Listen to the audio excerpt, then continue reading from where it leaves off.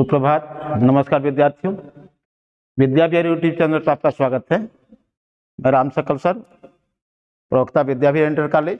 हम लोग high school UP board कक्षा 10 के अंतर्गत गद्य में मित्रता पढ़ रहे थे। उसमें हमने पहला भाग उसका पढ़ लिया था। आज इसमें दूसरा भाग हम पढ़ेंगे जिसमें सच्ची मित्रता की परिभाषा दी गई। सच्ची मित्रता क्या है? तो अब यह स्लाइड में देख पा रहे हैं, ये दो मित्र दिखाई दे रहे हैं। तो सच्ची मित्रता क्या है?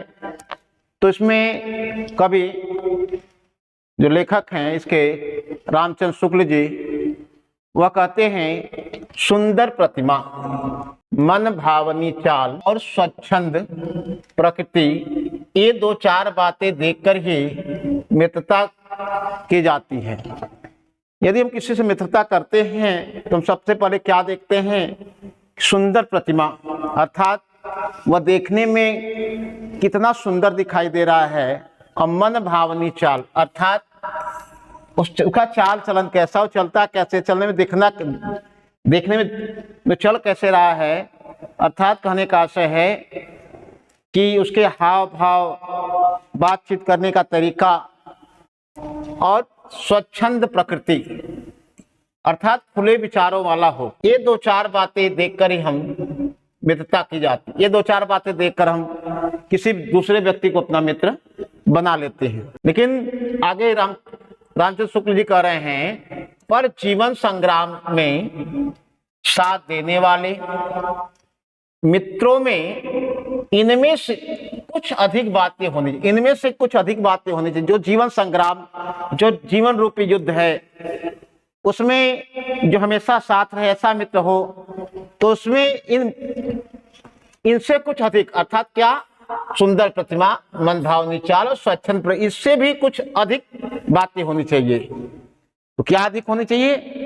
तो आगे लेखक कह रहे हैं, मित्र केवल उसे नहीं कहते जिसके गुणों की हम प्रशंसा करें। तो यहाँ लेखक कहते हैं कि मित्र केवल वह नहीं है जिसके गुणों की तो हम प्रशंसा करें, पर जिससे हम अपना स्नेह न कर सके। अर्थात गुणों की प्रशंसा करें और उसे प्रेम न रखें, उसे लगाव न रखें, ऐसा मित्र केवल नहीं होना चाहिए। जिससे अपने छोटे काम तो हम निकालते जाएं। अर्थात मित्र ऐसा भी नहीं हो कि केवल हम अपना काम निकालने के लिए मित्र बनाएं।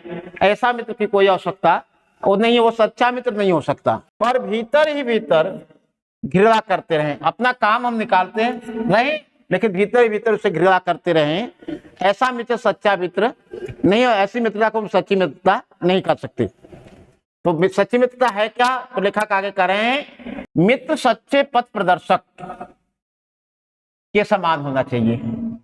मित्र, रामचंद्र शुक्ल जी कह रहे हैं कि मित्र जो है वह सच्चे पथ प्रदर्शक के समान, अर्थात मित्र जो हमें ठीक रास्ता दिखाने वाला, हमारे लिए उचित क्या है, अनुचित क्या है, इस हमें समय समय पर सचेत करने वाला, अर्थात हमारा मार्गदर्शक होना चाहिए, जिस पर हम पूरा विश्वास कर सके। अर्थात जिसके ऊपर हम अपना विश्वास कर सके कि वो हमें धोखा नहीं देगा।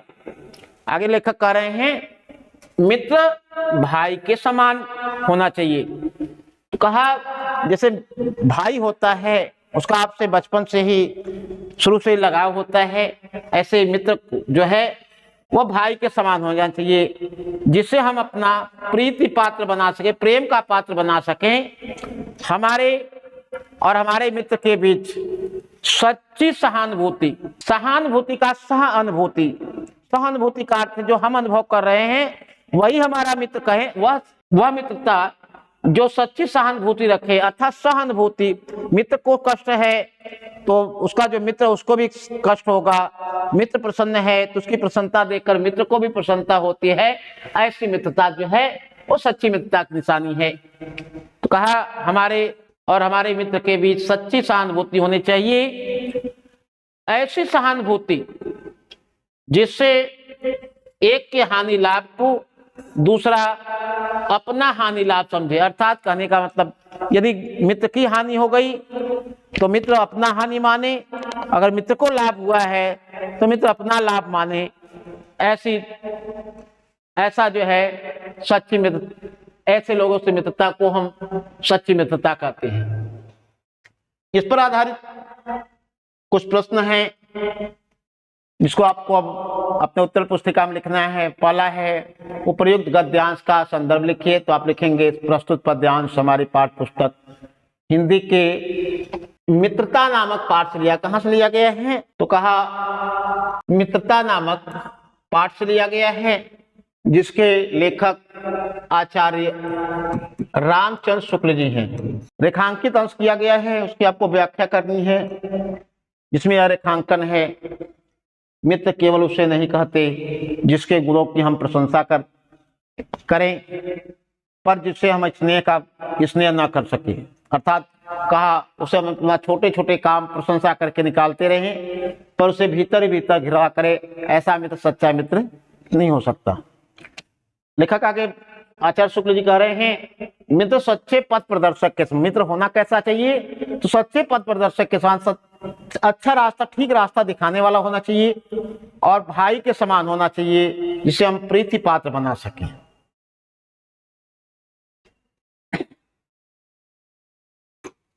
अगला प्रश्न है जीवन रूपी कर्म क्षेत्र में कौन सा मित्र साथ देता है? तो इसका उत्तर पाएंगे कौन सा मित्र या कहा गया पर जीवन संग्राम में साथ देना, इनसे भी मैं अधिक तो कैसा होना चाहिए? तो कहा गया हमारे और हमारे मित्र के बीच जो सच्ची सहानुभूति हो, और ऐसी सहानुभूति जिससे एक के हानि लाभ को दूसरा अपना हानि लाभ समझे, ऐसा जो है जीवन संग्राम में हमें ऐसे मित्र हमारे पास होने चाहिए। अगला पैरा आप देखें तो कहा गया है कि मित्रता के लिए यह आवश्यक नहीं है कि दो मित्र एक ही प्रकार का कार्य करते हों या एक ही रुचि के हों। रामचंद्र शुक्ल जी कहते हैं कि मित्रता के लिए आवश्यक नहीं है कि दोनों मित्र हैं एक ही प्रकार का कार्य करते हों या एक ही रुचि के हों, ऐसा आवश्यक नहीं है। इसी प्रकार प्रकृति और आचरण की समानता भी आवश्यक या वांछनीय नहीं है। आवश्यक या वांछनीय नहीं है, किसकी नहीं आवश्यक है?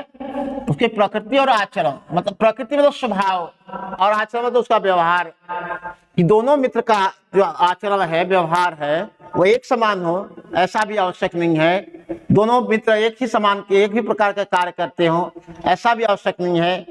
दो भिन्न प्रकृति के मनुष्यों में बराबर प्रीति और मित्रता रही। दो मनुष्यों को जो भिन्न प्रकार के मनुष्य, अलग अलग स्वभाव के मनुष्य हैं, अलग अलग व्यवहार के मनुष्य है, उसमें भी मित्रता रही है, ऐसा हम पीछे पाते इतिहास में देखते हैं। राम धीर और शांत प्रकृति के थे। यहाँ कहा गया कि राम और लक्ष्मण की मित्रता का वर्णन किया गया, तो राम धीर और शांत प्रकृति के थे, लक्ष्मण उग्र और उद्धत स्वभाव के थे। राम जो धीर प्रकृति, धैर्यशाली थे और शांत प्रकृति थे, लेकिन जहां तक लक्ष्मण का स्वभाव ठीक उनके विपरीत उग्र था, क्रोधी स्वभाव के थे, और उद्यत स्वभाव वाले उदंड स्वभाव के थे।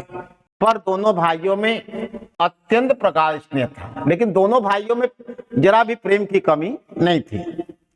उदार, अब महाभारत से दो पात्रों को हम लेते हैं, उदार उच्चाशय कर्ण, उदार और उच्चाशय कर्ण, और लोभी दुर्योधन। एक प्रकार उदार जो दानी है और उच्च आदर्शों वाला कर्ण है, और दूसरी तरफ जो लोभ में, लोलुपता में डूबा हुआ दुर्योधन है। दोनों के स्वभाव में कुछ विशेष समानता न थी। न तो कर्ण अलग स्वभाव का था, वह उदार, दानी और उच्च आदर्शों वाला व्यक्ति था, और दूसरी तरफ बहुत लालची स्वभाव का, जो लोभी स्वभाव का दुर्योधन। दोनों के व्यवहार में, दोनों के स्वभाव में कोई समानता न थी, पर उन दोनों में मित्रता खूब निभी। यह कोई बात नहीं है कि एक ही स्वभाव और रुचि के लोगों में ही मित्रता हो। यह कोई बात नहीं है कि दोनों मित्रों का स्वभाव एक ही हो, ऐसा आवश्यक नहीं है। आचार्य रामचंद्र आगे कहते हैं समाज में विभिन्नता देखकर लोग एक दूसरे की ओर आकर्षित। समाज में जो है अलग अलग स्वभाव के, जो हमारे अंदर नहीं है, हम चाहते कि हमारे मित्र में मिल जाए। यह देखकर जो हमारे अंदर कमी है वो हमारी कहीं पूर्ति, बाहर से कहीं पूर्ति हो जाए, तो हम ऐसा मित्र बनाना चाहते हैं जिससे हमारा काम चलता रहे। तो कहने का आशय है कि समाज में विभिन्नता देखकर लोग एक दूसरे की ओर आकर्षित होते हैं। जो गुण हम में नहीं है, हम चाहते हैं कि कोई ऐसा मित्र मिले जिसमें वे गुण हो। जैसे आपका गणित कमजोर है तो आप ऐसे विद्यार्थी का संगत करना चाहते हैं जिसकी गणित अच्छी हो, जिससे हम सीख सकें।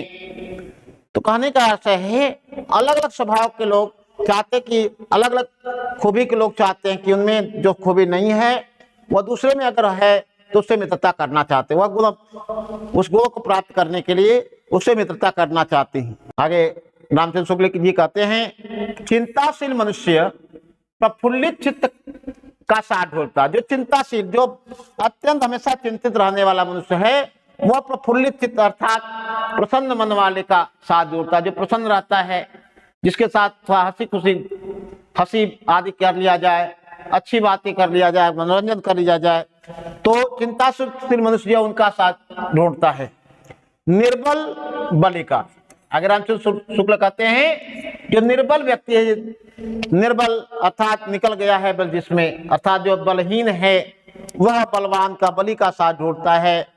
और धीर व्यक्ति उत्साही का, और जो धैर्यशाली व्यक्ति है वह उत्साही व्यक्ति का साथ ढूंढता है।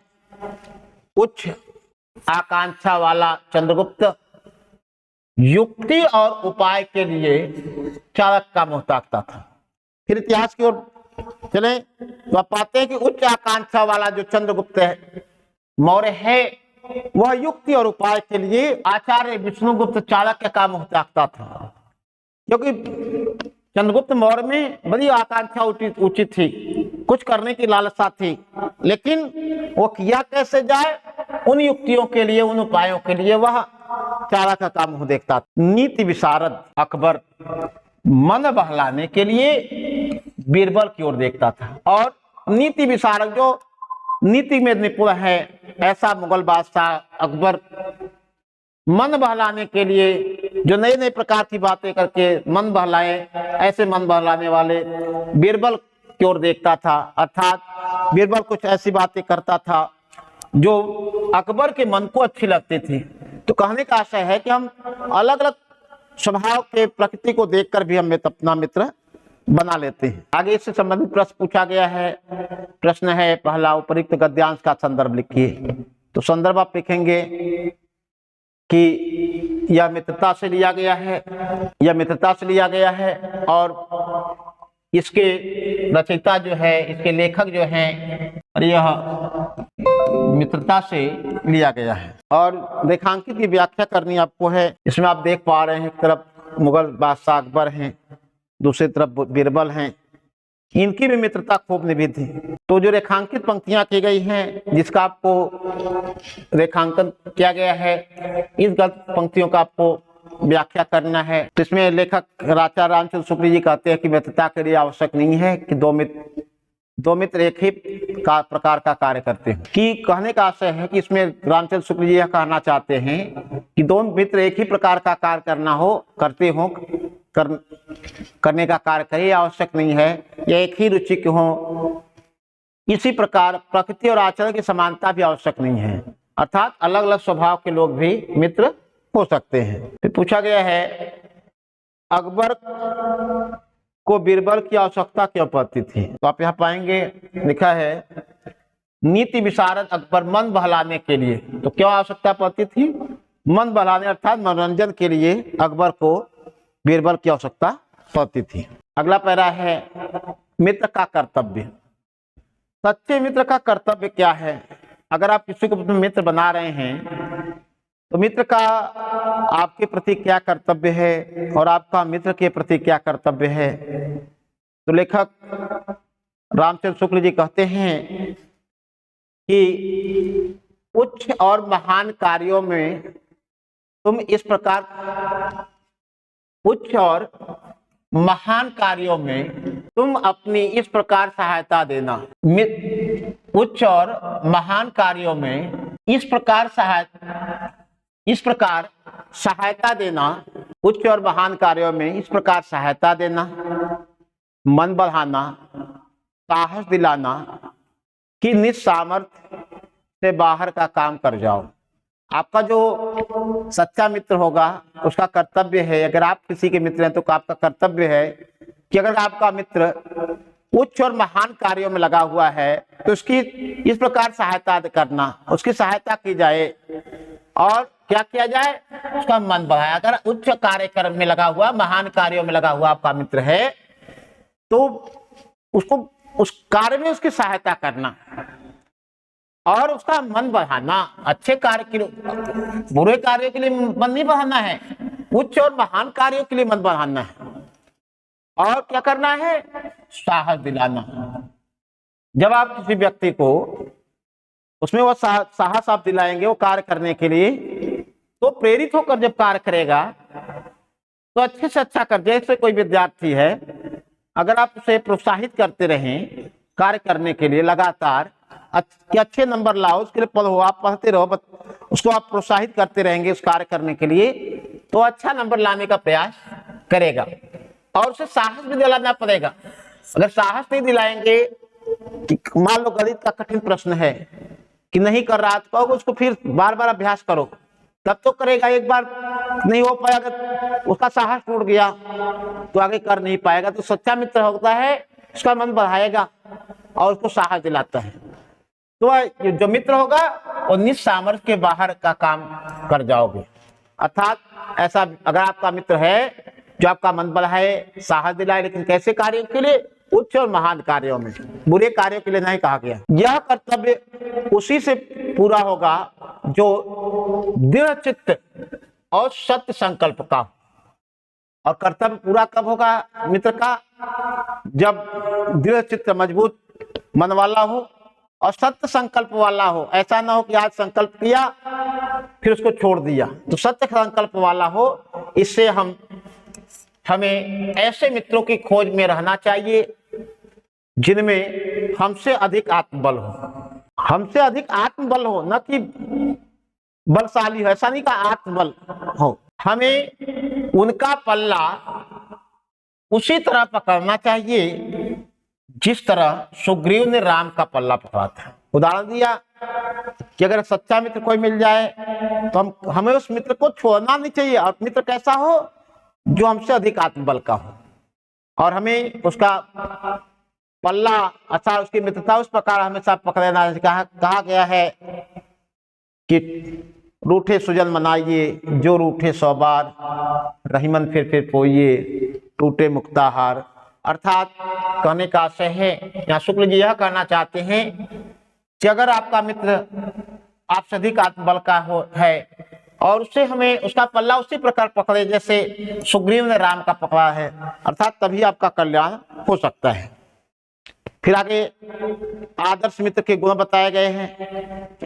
आदर्श मित्र के गुण, मित्र हो तो प्रतिष्ठित और शुद्ध हृदय के हो। अगर हमारा कोई मित्र हो भी तो कैसा हो, तो कहा प्रतिष्ठित हो और शुद्ध हृदय। प्रतिष्ठित हो तो सम्मानित हो, अर्थात कोई सम्मानित व्यक्ति हमारा मित्र हो और कैसा हो, शुद्ध हृदय का हो, अर्थात उसके मन में छल कपट आदि की भावना न हो। मृदुल हो, मृदुल अर्थात कोमल स्वभाव वाला हो और पुरुषार्थी हो, अर्थात अपने कार्यों में लगा रहने वाला हो। जो कार्य करने में लगे वो उस कार्य को पूरा करने वाला हो, बीच में छोड़कर भाग जाने वाला न हो।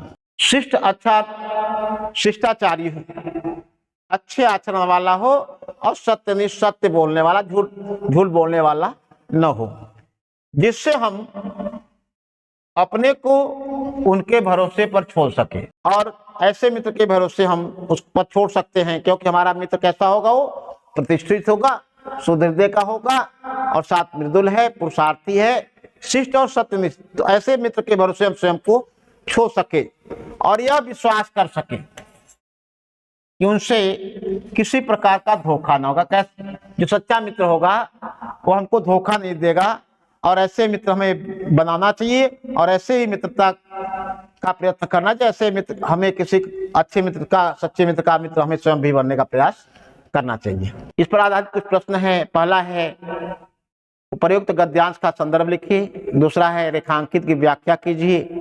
तीसरा है मित्र का कर्तव्य स्पष्ट कीजिए। पहला है कि गद्यांश का संदर्भ, तो आपने ये गद्यांश जो है मित्रता से लिया गया है और इसके जो लेखक हैं वह आचार्य रामचंद्र शुक्ल जी हैं। और रेखांकित अंश की व्याख्या करनी है, तो इसमें आप रेखांकन जो किया गया है, इन लाइनों का जो रेखांकन किया है, इनकी व्याख्या करनी है। यह कर्तव्य उसी से पूरा होगा, यह मित्र का जो कर्तव्य उसी से पूरा होगा जो दृढ़ चित्त और सत्य संकल्प के हों। इससे हमें ऐसे ही मित्रों की खोज में रहना चाहिए जिनमें हमसे अधिक आत्मबल हो। हमें उनका पल्ला उसी तरह पकड़ना चाहिए जिस तरह सुग्रीव ने राम का पल्ला पकड़ा था। आदर्श मित्र के गुण, मित्र हो तो ऐसे मित्र हो तो प्रतिष्ठित और शुद्ध हृदय के हो, मृदुल और पुरुषार्थी हो, शिष्ट और सत्यनिष्ठ हो। इनकी आपको व्याख्या करनी है। मित्र का कर्तव्य स्पष्ट कीजिए।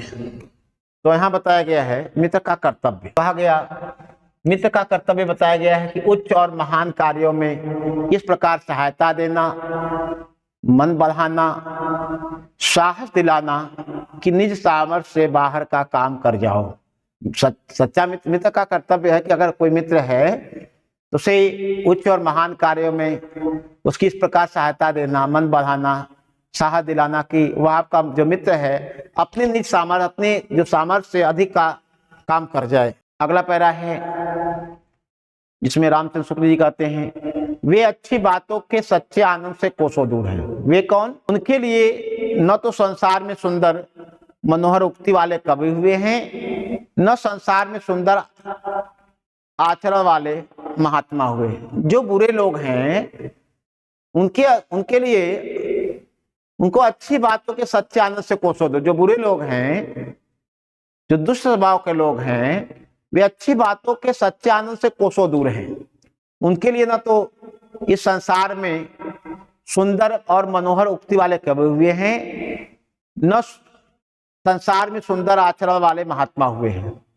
उनके लिए न तो बड़े बड़े वीर अद्भुत कर्म कर गए हैं, न बड़े बड़े ग्रंथकार ऐसे विचार छोड़ गए हैं जिनसे मनुष्य जाति के हृदय में सात्विकता की उमंगे उठती है। इसमें बताया गया है, ये बुरे लोगों का स्वभाव बताया गया है। तो दुष्ट स्वभाव के लोग हैं जो हमेशा मद व्यसन, बुरी आदतों में लगे रहते हैं। ऐसे लोगों के लिए मनुष्य संसार में कोई ऐसा हुआ नहीं है जो सुंदर और मनोहर उक्ति वाले, न तो उनके लिए कोई कवि हुआ है, न तो उनको कोई काव्य से मतलब है, न तो इस संसार में सुंदर और आचरण वाले महात्मा हुए, उनसे कोई मतलब है। और उनके लिए बड़े बड़े वीर जो अद्भुत कर्म कर गए हैं उनके लिए, और बड़े बड़े जो ग्रंथकार, बड़े बड़े जो विचारक लेखक हुए हैं, जो विचार छोड़ गए हैं, जिससे मनुष्य के हृदय, मानव जाति के हृदय में, मनुष्य जाति के हृदय में सात्विकता की, सत्य भावना की उमंगे उठती हैं। ऐसे दुष्ट स्वभाव, बुरे स्वभाव वाले लोगों में ऐसा नहीं देखने को मिलता है। और आगे कहा, जो बुरी संगति वाले लोग हैं, जो बुरे लोग हैं, उनके लिए फूल पत्तियों में कोई सौंदर्य नहीं है। जो प्रकृति में सुंदरता है, ऐसे बुरे जो कुहृदय व्यक्ति हैं, दुष्ट हृदय वाले व्यक्ति हैं, ऐसे लोगों के लिए फूल पत्तियों में कोई सुंदरता नहीं, कोई सौंदर्य नहीं है। झरनों के कलकल में मधुर संगीत नहीं है, और झरनों का जो कलकल आवाज है उसमें मधुरता की संगीत नहीं मिलता है। अर्थात जो प्राकृतिक ध्वनियां हैं झरनों आदि की, वहां उनको मधुरता का आभास नहीं होता है। अनंत सागर तरंगों में गंभीर रहस्यों का आभास नहीं है। जो अनंत सागर हैं, जो अथाह सागर हैं, उसमें जो गंभीरता है, ऐसे व्यक्तियों के मन में उसका भी कोई आभास नहीं होता है। उनके भाग्य में सच्चे प्रयत्न और पुरुषार्थ का आनंद नहीं है। उनके भाग्य में जो सच्चा प्रयत्न है, सच्चे पुरुषार्थ हैं, उनका आनंद नहीं। जो जो हमें परिश्रम करके सफलता प्राप्त होती, पुरुषार्थ करके सफलता प्राप्त होती, जो उससे आनंद हमें प्राप्त होता है, ऐसे लोगों के लिए उससे भी कोई मतलब नहीं होता है। उनके भाग्य में सच्ची प्रीति का सुख और कोमल हृदय की शांति नहीं। ऐसे लोगों में सच्ची प्रेम का सुख नहीं है और न तो उनको शांति है, जिनकी आत्मा अपने इंद्रिय विषयों, इंद्रिय विषय क्या है? काम, क्रोध, लोभ, मोह, अहंकार आदि जो हैं वह इंद्रिय विषय हैं। कहा जाता है कि मनुष्य के पास 5 कर्मेंद्रियां हैं और 5 ज्ञानेंद्रियां हैं।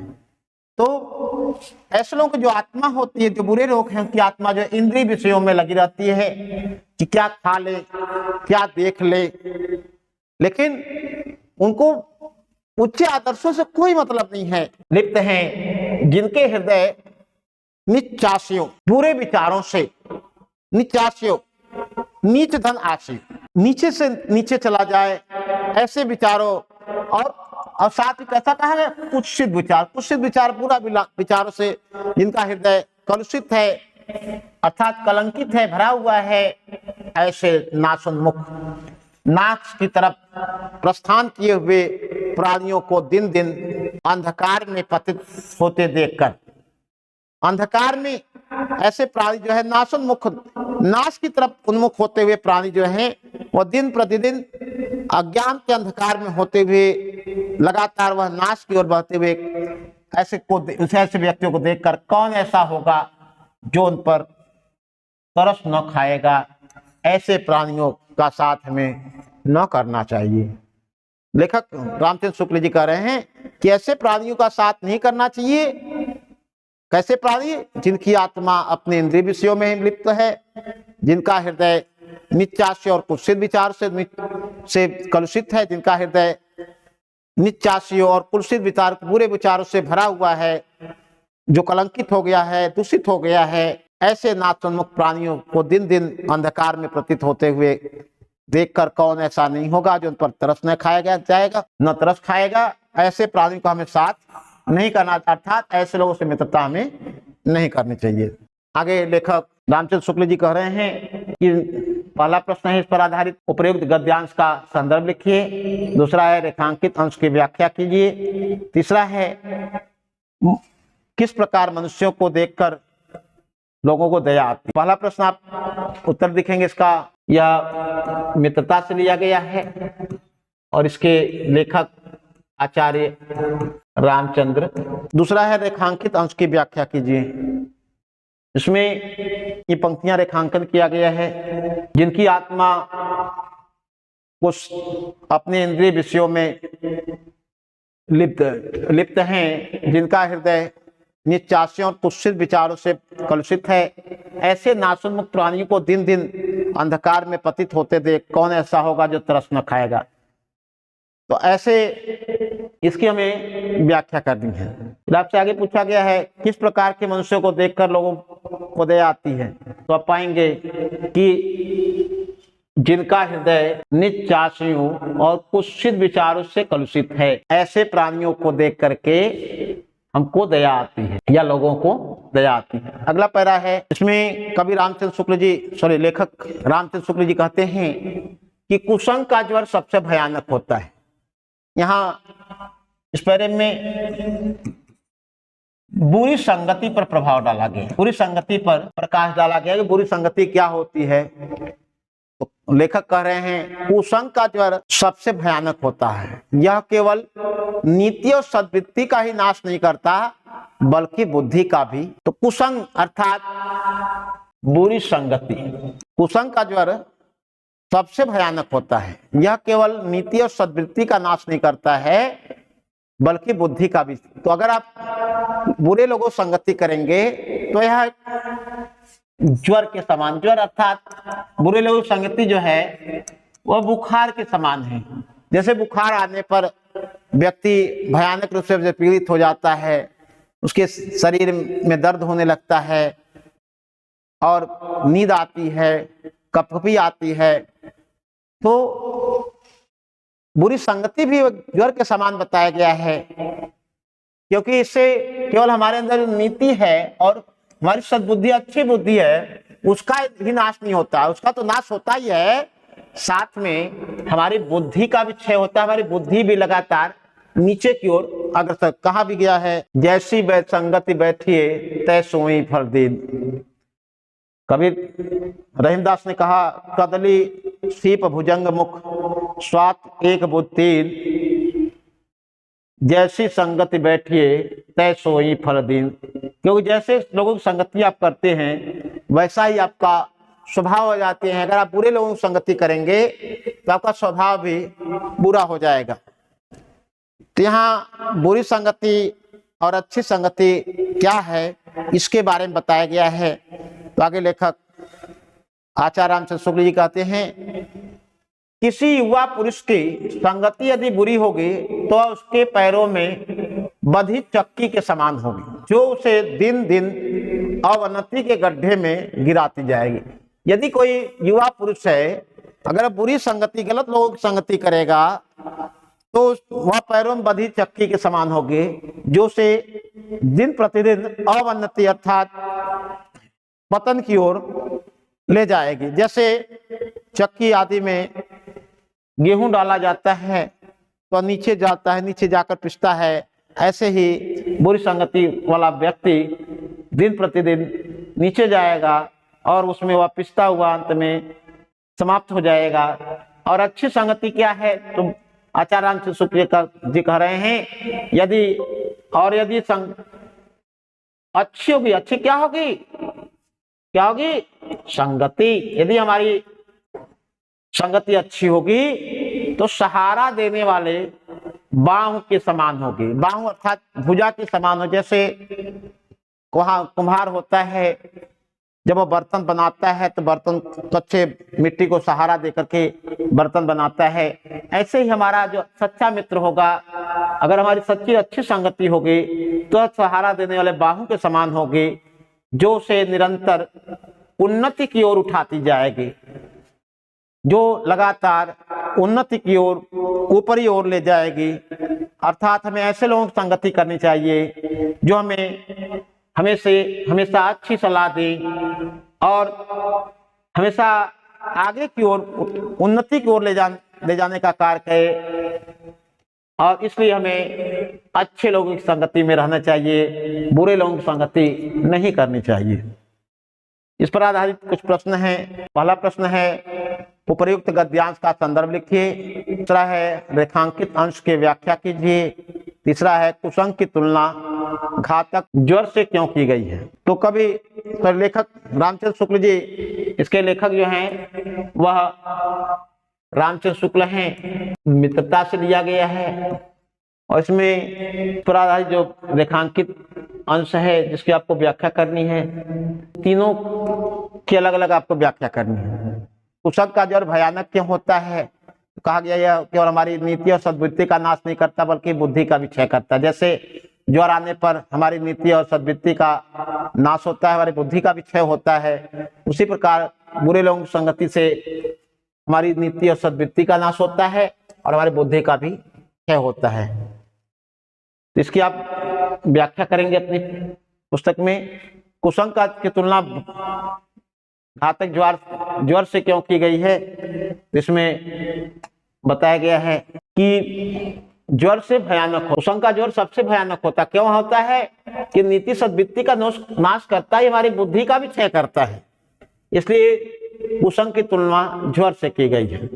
और कैसे ज्वर से की गई है, सबसे भयानक या घातक ज्वर से की गई है। आगे रामचंद्र शुक्ल जी कहते हैं, बहुत से लोग तो इसे अपना बड़ा भारी दुर्भाग्य समझते हैं, पर वह अच्छी तरह जानता था कि वहां वह बुरे लोगों की संगति में पड़ता जो उसकी आध्यात्मिक उन्नति में बाधक होते। इसमें लेखक उस व्यक्ति को इशारा कर रहा है जिसमें कहा गया कि एक व्यक्ति जो है उसे दरबारियों के बीच में स्थान नहीं मिला था, तो वह अपना भाग्य मनाता कि ठीक है मुझे बुरे लोगों के साथ नहीं मिला।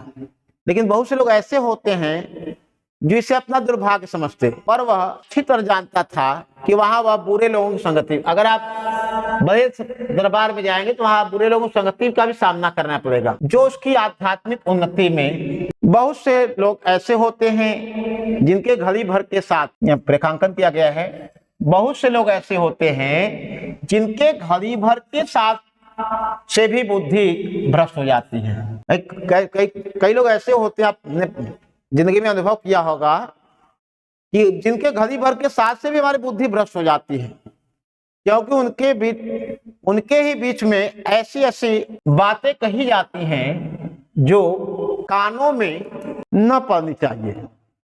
चित्त पर ऐसे प्रभाव पड़ते हैं जिनसे उसकी पवित्रता का नाश होता है। इसमें लेखक रामचंद्र शुक्ल जी कहते हैं कि बहुत से लोग ऐसे हैं जिनके घड़ी भर के साथ, अर्थात क्षण भर मात्र के समय से हमारी बुद्धि भ्रष्ट हो जाती, बुद्धि जो अच्छे दिशा में जानी चाहिए थी वो बुरे दिशा की ओर अग्रसर हो जाती है। और क्योंकि उनके कारण क्या है, तो आगे कहा क्योंकि उनके ही बीच में ऐसी सी बातें होती हैं जो जिसे हम साथ करते हैं कुछ बुरे लोगों का, ऐसी सी बातें की जाती है जो कानों में न पड़नी चाहिए। जैसे कोई बुरा व्यक्ति हो तो आपको फूहा बातों से कहकर हंसाना चाहता है, तो ऐसे लोगों का हमें साथ नहीं करना चाहिए। कि फूहर बात करेंगे तो हमारे मन पर भी उसका प्रभाव वैसे ही पड़ेगा, क्योंकि बुरी बातें ज्यादा समय तक हमारे मन में अस्थायी रहती हैं। आगे कह रहे हैं रामचंद्र शुक्ल, बुराई अटल भाव धारण करके बैठती है। जो बुराई होती है, बुरे भाव होते हैं, हमारे अंदर अटल भाव, कभी न टलने वाले भाव के समान वो धारण करके बैठती है। बुरी बातें हमारी धारणा में बहुत दिनों तक टिकती हैं। धारणा अर्थात स्मृति, धारणा का अर्थ है स्मृति। जो बुरी बातें हैं हमारी स्मृति में बहुत दिनों तक रहती हैं, क्योंकि हम बातें भूलना भी चाहते हैं लेकिन हम भूल नहीं पाते। अच्छी बातें हम भूल जाते हैं, लेकिन बुरी बातें बहुत समय तक हमारे मन मस्तिष्क में बनी रहती हैं। इस बात को प्रायः सभी लोग जानते हैं कि भद्दे व फूहड़ गीत जितनी जल्दी ध्यान पर चढ़ते हैं उतनी जल्दी गंभीर या अच्छी बात नहीं। कि जो भद्दे और फूहड़ गीत है, जितने आप पाएंगे फिल्मों के आदि के भद्दे फूहड़ गीत हैं, वो हमारे ध्यान पर जल्दी चढ़ते हैं। लेकिन अच्छी कविताएं लेकिन जब जो गंभीर या अच्छी बातें हैं, अच्छा जो अच्छी कविताएं हैं, जो न्यायपूर्व कविताएं हैं, न्यायपरक कविताएं हैं, जो अच्छे मार्ग की बातें हैं, वो हमारे पल्ले जल्दी नहीं पड़ती है। इस पर आधारित कुछ प्रश्न हैं जिसको आपको व्याख्या करना है। उपयुक्त गद्यांश का संदर्भ लिखिए, रेखांकित अंश की व्याख्या कीजिए। किस प्रकार संगति आध्यात्मिक उन्नति में बाधक होती है। तो अब संदर्भ में आप लिखेंगे यह गद्यांश मित्रता से लिया गया है और इसके रचयिता आचार्य रामचंद्र शुक्ल जी हैं। रेखांकन किया गया है, इसको आपको व्याख्या करनी है। पेज लाइन में रेखांकन किया गया है, यहाँ तक आपको इसकी व्याख्या करनी है। किस प्रकार की संगति आध्यात्मिक उन्नति में बाधक होती है। तो कहा गया कैसे उन्नति, बुरे लोगों की, कैसे लोगों की संगति, तो बुरी संगति जो है हमारी आध्यात्मिक उन्नति में बाधक है। लास्ट पैरा है। तब हमें रामचंद्र शुक्ल जी कहते हैं तब हम करें क्या। तो कहते हैं रामचंद्र शुक्ल जी, सावधान रहो। ऐसा न हो कि पहले तुम इसे एक बहुत सामान्य बात समझो। सावधान रहो और ऐसा न हो कि पहले तुम एक बहुत सामान्य बात समझो और सोचो कि एक बार ऐसा हुआ है फिर न होगा, अथवा तुम्हारे चरित्र बल का प्रभाव ऐसा पड़ेगा कि ऐसी बातें बकने वाले आगे चलकर अपने आप सुधर जाएंगे। फिर ऐसा आप ना सोचो कि जो आगे हुआ है वह तुम्हारे चरित्र और बल का प्रभाव पड़ेगा कि बकने वाले बातें चलकर। कहने का मतलब, तुम अगर आप बुरे लोगों की संगति कर रहे हैं तो ऐसा नहीं होगा कि आपका चरित्र, आप अच्छे चरित्र वाले हैं, आपका चरित्र बल अच्छा है, लेकिन आगे बुरे लोग आपसे सुधर जाएंगे तो हमें बुरे लोगों के साथ न करना चाहिए।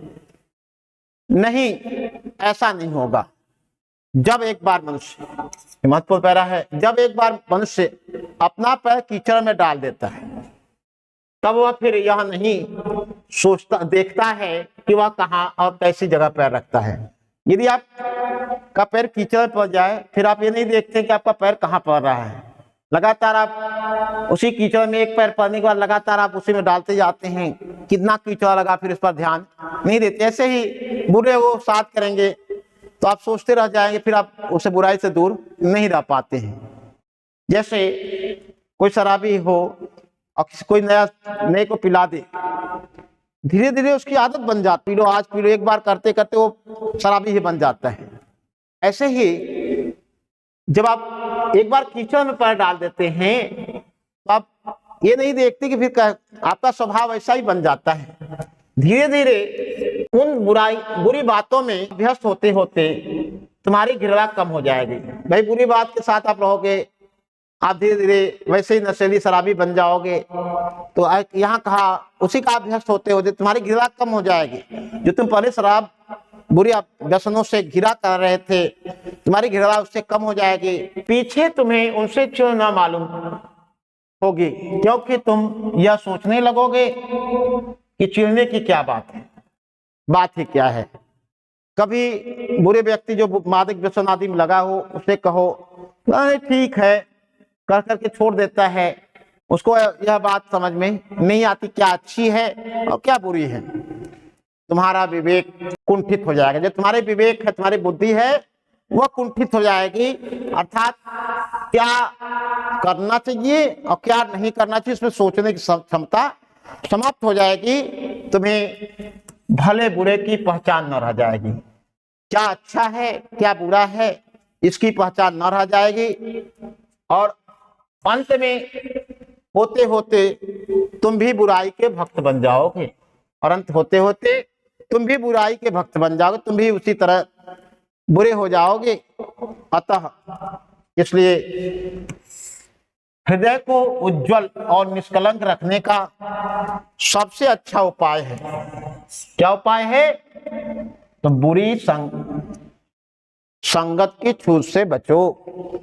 जो बुरे संगति है, बुरे लोगों की संगति है, उससे बचो। उस बुरे लोगों की संगति में करना नहीं चाहिए। पर आधारित कुछ प्रश्न है, उपयुक्त गद्यांश का संदर्भ लिखिए, रेखांकित अंश की व्याख्या कीजिए। बुरे मनुष्य व्यक्ति को किस प्रकार प्रभावित करते हैं? तो आप गद्यांश का संदर्भ लिखेंगे। प्रस्तुत गद्यांश हमारी पाठ्य पुस्तक हिंदी के मित्रता नामक पाठ से लिया गया है, जिसके लेखक रामचंद्र शुक्ल जी हैं। रेखांकन किया गया है, ये लाइनें जो रेखांकन की गई है इसकी आप व्याख्या करेंगे। और लास्ट पूछा गया बुरे मनुष्य व्यक्ति को किस प्रकार प्रभावित करते हैं? तो किस प्रकार प्रभावित करते हैं? तो तुम्हारा जब बुरे लोगों का साथ करेंगे तुम्हारे जो विवेक है वह कुंठित हो जाएगा, तुम्हें भले बुरे की पहचान न रह जाएगी, और अंत होते होते तुम भी बुराई के भक्त बन जाओगे। उम्मीद है कि आप इस पाठ का अध्ययन करेंगे और इसको समझने का प्रयास करेंगे, और पढ़ करके बोर्ड में इसको लिखेंगे और लिख करके अच्छा नंबर लाएंगे। इसी आशा विश्वास के साथ हम आपसे इस पाठ के लिए विदा लेते हैं। फिर हम लोग अगले क्लास में अगले पाठ के साथ मिलते हैं। तब तक के लिए नमस्कार।